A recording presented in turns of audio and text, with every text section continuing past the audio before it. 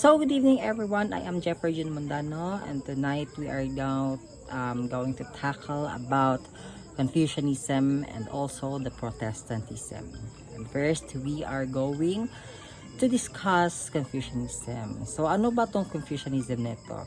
Confucianism is an ancient Chinese belief system which focuses on the importance of ethics and morality, whether it is only or a philosophy or also a religion is debated. So that means Confucianism came from the Chinese belief system that focuses on the importance of personal ethics and morality.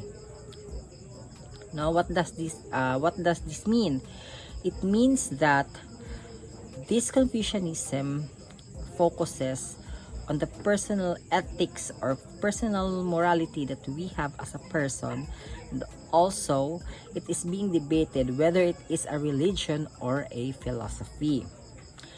And so Confucianism is a philosophy and a belief system from ancient China, which laid the foundation for much Chinese culture.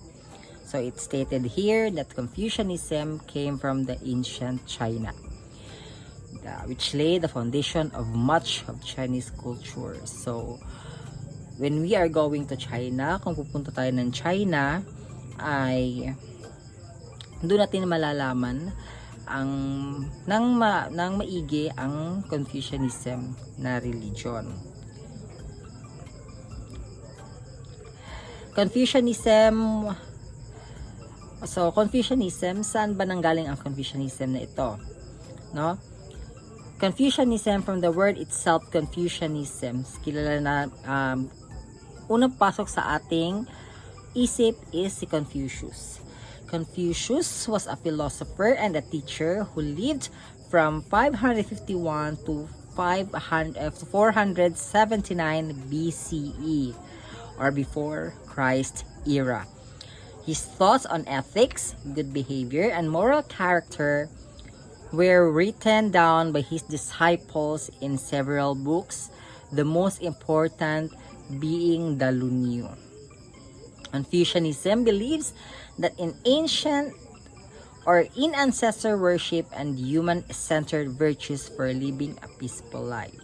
So Confucianism, they believe that na pagsamba sa mga ninuno and also the human-centered virtues for living a peaceful life, no? So when we as we can observe in the in China, no, they are very religious person when it comes to their ancestors, no? Makikita natin doon yung naglalakihang Buddha, naglalakihang mga which represents their culture as a Chinese, represents it as their belief as Confucianism people. So Confucianism has its golden rule, no, and it is do not do unto others what you would not want others do unto you. So sa Tagalog pa, huwag mong gawin sa iba ang ayaw mong gawin nila sa iyo. Ganon, no? Next, Confucianism is best understood as an ethical guide to life and living with strong character. Yet, Confucianism also began as a revival of an earlier religious tradition. So this means that Confucianism daw for them is not a religion, but rather it is an ethical guide to life and living with a stronger character. Now, this is their guide to become a better person and to become a stronger person as they are. Yet, no, nagyapo siya meron din naman siyang mga distinctions or differentiations. Yet Confucianism also began as a revival of an earlier religious tradition. So some people says that this is a religion, not a philosophy, not an ethic. And some says that it is not a religion because it is an ethic or an ethic or a morality. There are no Confucian gods. No, walang Confucian gods. And Confucius himself is worshipped as a spirit rather than a god. However, there are temples of Confucianism which are places where important community and civic ritual happens. So in Confucianism, they have no gods. So wala silang sinasambang santo. Hindi sila naniniwala sa Panginoon, sa Kristo, pero excuse me, si Confucius himself, ang sinasamba nila as a spirit rather than a god. Now, however, meron namang mga templo or merong mga lugar sa China na they are doing some rituals, the important things in their life.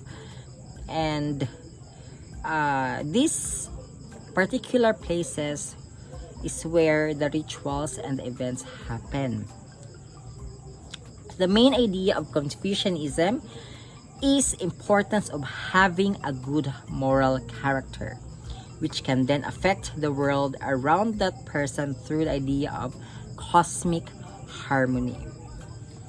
This moral character is achieved through the virtue of ren or humanity, which leads to more virtuous behaviors such as respect, altruism, and humility. Confucius believed in the importance of education in order to create this virtuous character. He thought that people are essentially good yet may have strayed from the appropriate forms of conduct. Rituals in Confucianism were designed to bring about this respectful attitude that create a sense of community within the group. No, this means that rituals, they are not doing these rituals for them to be able to become the sikat, to become a leader, but they are doing this to bring about the respectful attitude and create a sense of community within a group. So they're aiming for a unity as one person and as one group, and they are doing it through rituals. The idea of filial piety or devotion to family is key to Confucius' thought. This devotion can take the form of ancestor worship, submission of parental authority, or the use of family metaphors such as son of heaven to describe the emperor and his government.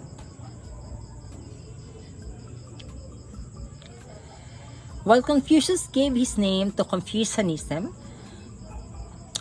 he was not the first person to discuss many of the important concepts in Confucianism. Rather, he can be understood as someone concerned with preservation of traditional Chinese knowledge from earlier thinkers. No?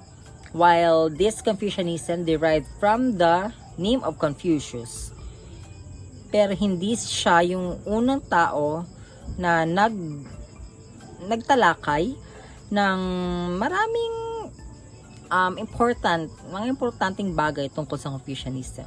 Rather, siya ang ginawang ehemplo or siya ang ginawang inspirasyon para sa pagpreserba ng traditional Chinese knowledge sa mga earlier thinkers. So, meron dalawang tao na nagsulat, nagdevelop ng Confucian thought further. Ito si Mencius and Sun Tzu. So, the most famous of these disciples were Mencius and Sun Tzu, both of whom developed Confucian thought further. Excuse me. Confucianism remains one of the most influential philosophies in China. Up until today, I don't know if up until today ba is Confucianism pa rin ba ang pinapractice nila doon. During the Han Dynasty, Emperor Wu Di made Confucianism the official state ideology. During this time, Confucius schools were established to teach Confucius ethics. Confucianism existed alongside Buddhism and Taoism for several centuries as one of the most important Chinese religions. In the Song Dynasty, in 960 to 1279 CE, the influence from Buddhism and Taoism brought about Neo-Confucianism, which combined ideas from all three religions. However, the Qing dynasty from 1644 to 1912 CE, many scholars looked for a return of the older ideas of Confucianism, prompting a Confucius revival.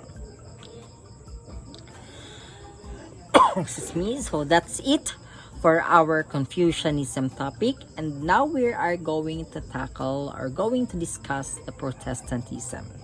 So what is Protestantism? Protestantism is a Christian religious movement begun in Europe in the early 16th century as a reaction to medieval Roman Catholic doctrines and practices, along with Roman Catholicism and early Orthodoxy. Protestantism became one of the three major forces of Christianity. So, Protestantism is more likely a Roman Catholic. Christianity, Catholicism, they are branch of Christianity.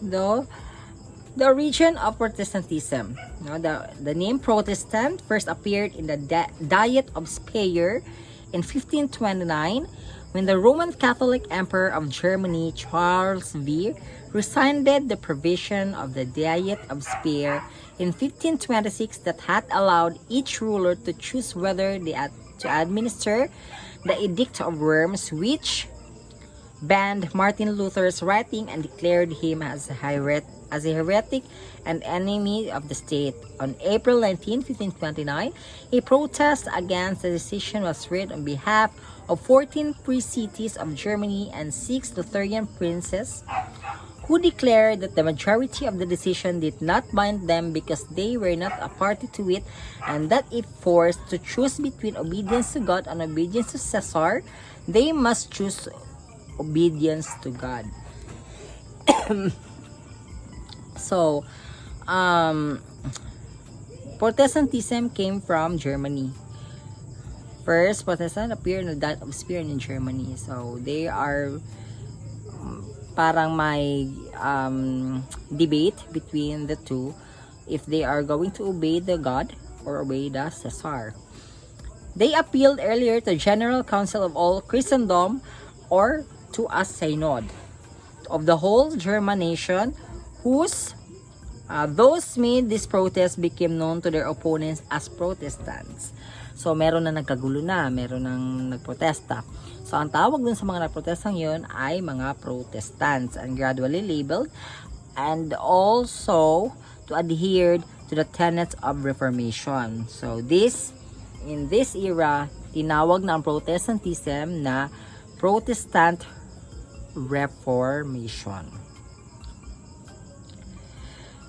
So, the Protestant Reformation was a religious reform movement swept through Europe in 1500s. It resulted in the creation of a branch of Christianity called Protestantism, a name used collectively to refer to the many religious groups that separated from the Roman Catholic Church due to differences in doctrine. So, they are Protestantism is more likely a Catholic, but when the time that there are people, or there are some people who protest because they believe that they have different doctrine than the Roman Catholic Church.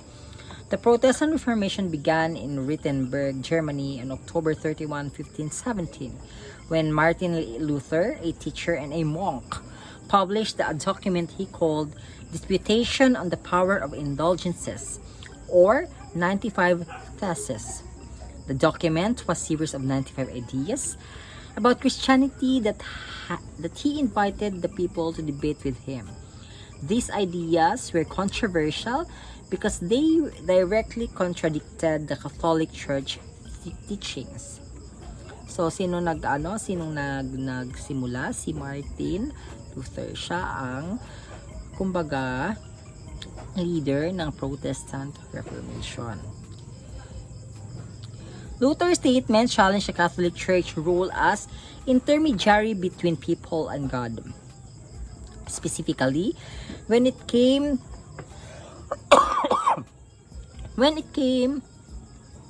to indulgence system, it is part allowed people to purchase a certificate of pardon punishment of their sins. Luther argued against the practices of buying of earnings forgiveness. Instead, that salvation is a gift God gives to those who have faith. Luther's objections to the indulgence of system paved the way for other challenges of life. Catholic doctrine throughout Europe. For example, John Calvin in France and Ulrich Zwingli in Switzerland proposed new ideas about practice of Holy Communion. And the group of called Anabaptists rejected the idea that the infant should be baptized in favor of the notion that baptism was reserved for adult Christians. So this means grabe na, marami na nagkagulo, no? There are some persons na proposed the idea of the Holy Communion, the new idea of Holy Communion. Some people might say that baptism is made, or that must have been made when the child is infant, no? So yun naman talaga yung usual na ginagawa natin kapag bata pa, maliit pa, pinapabinyagan natin. Pero meron din namang sa Protestants, they believe that baptism is for adult Christians.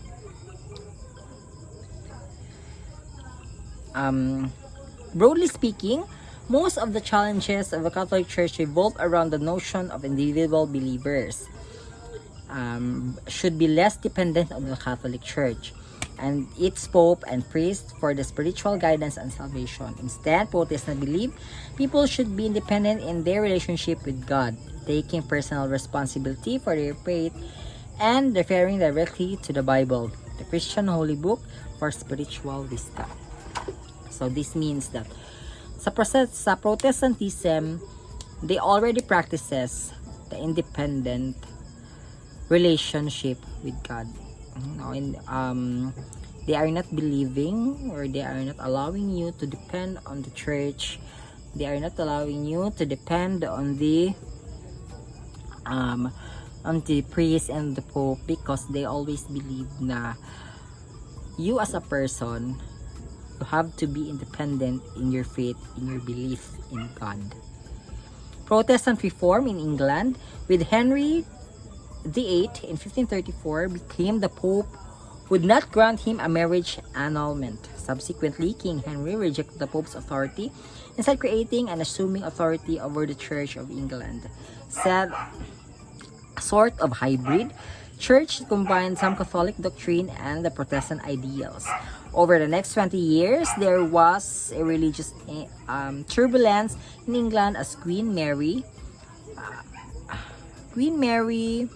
reinstated Catholicism in England while persecuting and exiling Protestants, only to have Queen Elizabeth I and her participant attempt to lead the country back toward Protestant during her reign. Some English citizens did not believe Queen Elizabeth's efforts to restore England to Protestantism went far enough. These citizens fell into two groups, both labeled Puritans by their opponents. The first group was the separatists, believed the Church of England was so corrupt that their only choice was to leave England, separate from the church, and start a new church they called the English Separatist Church. So, the English citizens did not believe in the Queen Elizabeth's effort na ipabalik ang Protestantism. Rather, they are being separated by two, but the first one is called the separatists. No, so ano to mga separatists ito? No, they believe that the church in England was so corrupt na gusto na nilang umalis ng England at gumawa ng bagong church na what they call this? Gumawa sila ng bagong church para sa kanila lamang, and they called it the English Separatist Church.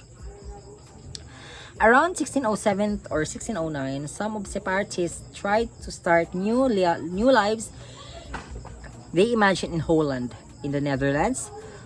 Ultimately, the endeavor failed due to poverty and the sense of children were assimilating too much into Dutch culture. Excuse me. So many of the separations returned to England. By 1620, members of the English Separatist Church were ready for a second establishing a New Life Church. Those brought the Mayflower of the New England, and eventually Plymouth, Massachusetts, would in time become known as the Pilgrims.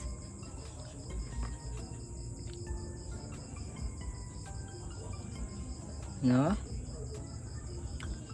However, this diversity of religious thought also become a core part of identity. The United States, the Bill of Rights explicitly forbids establishment of religion or prohibiting the free exercise of thereof. Over 400 years in the making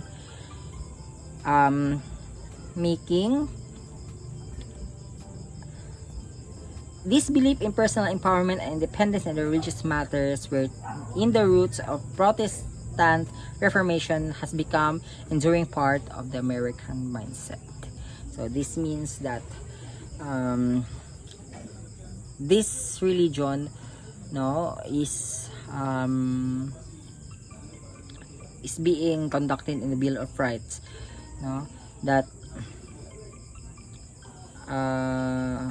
they are establishing religion prohibiting the free exercise thereof over 400 years. Hindi sila pwedeng gumawa ng sariling relihiyon over the 400 years. And that's what makes Protestants as their religion. So that's it for my report. Thank you so much for listening. Thank you so much for watching. And I hope you have a great night, and you hope that you understand what I am going about. Hanggang sa susunod na ating pagchichika at ang ating pagdiscuss. Maraming salamat po.